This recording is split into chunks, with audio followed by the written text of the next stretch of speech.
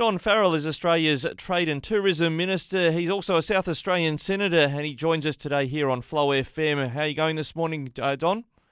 Going well, thanks, Ricky. Let's just talk first of all about an event that's occurring in Terowie. Why is this one that you're right behind occurring in the later part of March this year? Well, Ricky, one of the most famous events of the Pacific War in the 1940s actually took place on a railway siding at Terowie.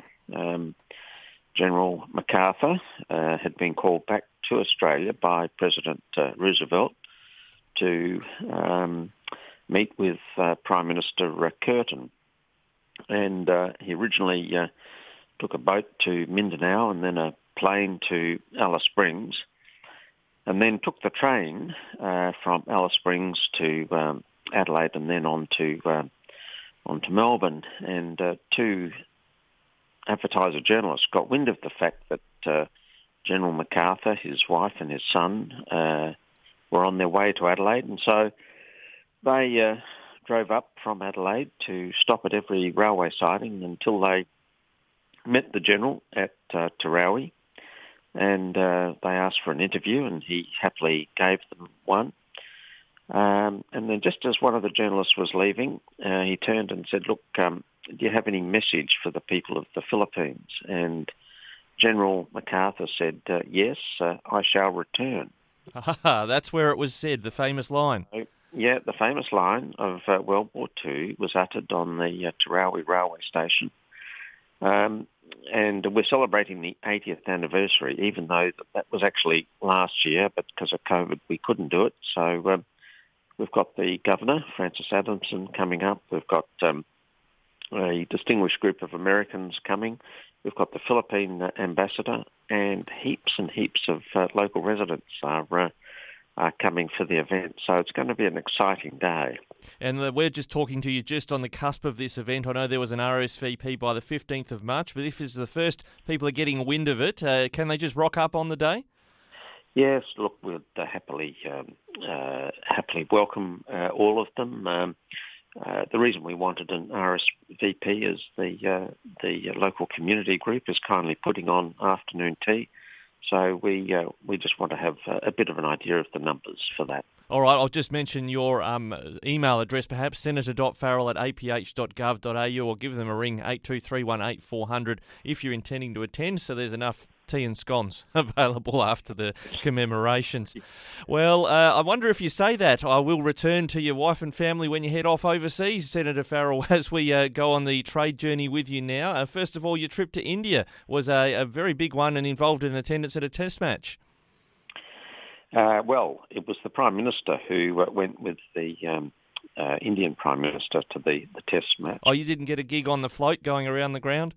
No, we were off negotiating with the Indian officials about the second part of our trade agreement. So we missed the cricket, unfortunately. And how did those negotiations go, and how are we edging towards, I guess, increased trade between the countries? I mean, there's a big figure there in terms of what that trade could be worth. Well, look, currently the two-way trade with India is about $46 billion a year. Compare that with India, which is pretty close to $300 billion a year. Part of our Australia strategy is trade diversification. So obviously India is an important part of that diversification strategy. We want to sell more of our agricultural products into India. That includes food and wine. They're very big in the digital space. We think we can do a lot more with them there. And so we're aiming to have a new free trade agreement by the end of the year, and it's the joint ambition of myself and the Indian Trade Minister to double our trade to $100 billion a year. There was a lovely anecdote apparently you shared that the Indian Prime Minister actually tweeted on his own account about a one Mrs Ebert that highlights the connection between our countries. Where does she fit into your family story? Well, she was my grade one teacher, and interestingly enough, Prime Minister Modi said that on becoming Prime Minister, he invited all of his old teachers to an event at his residence in Delhi, just by way of appreciation of the work that they'd done for him. And yes, he was quite fascinated by that story. Yep, that's a lovely gesture from the PM as well. Well, we've talked plenty about India, but what about China? I know we're trying to very hard. I know we've got a case on at the World Trade Organization in relation, I think, at least to barley, maybe even in relation to wine, to get back into that market. How are relations going with the Chinese government? Look, I met with I suppose the way I'd like to resolve these issues is by discussion rather than disputation at the World Trade Organization. And I've made it very clear that that's our preferred course of action. We're not going to drop those claims, but if there's an opportunity to resolve our differences by discussion, that's the preferable way to go. I met virtually with the Chinese minister a couple of weeks ago. It turned out to be a very warm discussion. He started out by saying that the freeze was over and we're moving to a warm spring, something of a Confucian type of saying. Lovely poetic line. But he invited me up to China, and we're making arrangements to do that as we speak.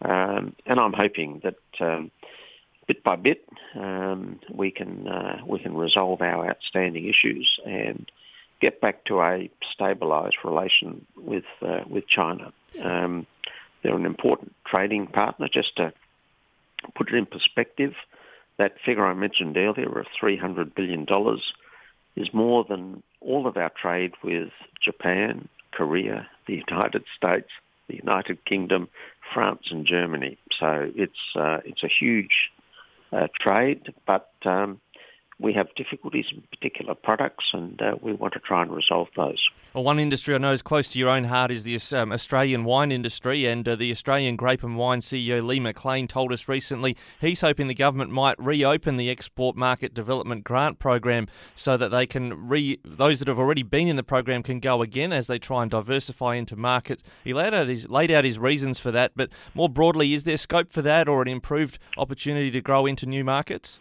Well, we always welcome any input from the industry as to how we can improve our export operations. But that particular program is designed to help people get a foot in the door for a certain period of time. It's not meant to be an ongoing process. So we hope that as a result of the initial support that gets you into those markets, and that from that point onwards you can make your own way. That's the purpose of that grant. But look, my door's always open. Always happy to talk to anybody in the industry who's got suggestions as to how we should deal with these issues.